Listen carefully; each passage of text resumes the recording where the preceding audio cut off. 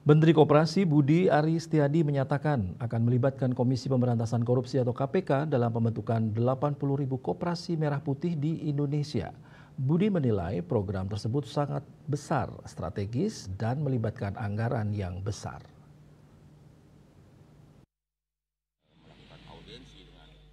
Dalam kunjungannya ke Komisi Pemberantasan Korupsi, Menteri Koperasi Budi Aris Setiadi menyatakan akan melibatkan Komisi Pemberantasan Korupsi atau KPK dalam pembentukan 80.000 koperasi merah putih di Indonesia.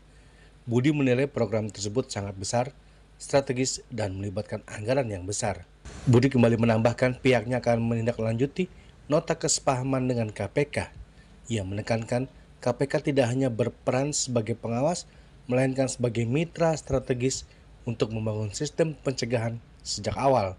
Ia berharap lembaga KPK dapat membantu memitigasi potensi pelanggaran hukum dalam program yang digagas oleh Presiden Prabowo Subianto.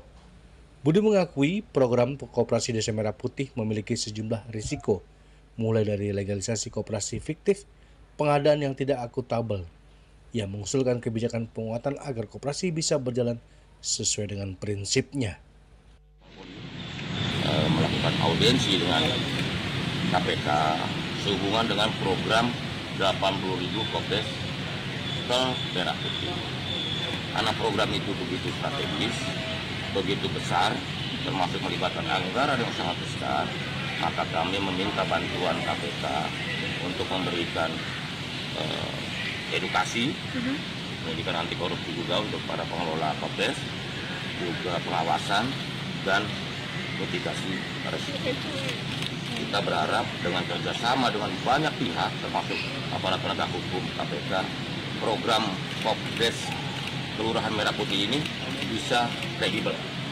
Karena program Kopdes Merah Putih ini memang bertujuan untuk meningkatkan kemajuan bagi desa, kesejahteraan masyarakat, dan juga memutus mata rantai kemiskinan, dan juga menghilangkan rentenir tengkulak di desa-desa dan membangun serta membentuk sistem ekonomi yang lebih berkeadilan dan berkelanjutan.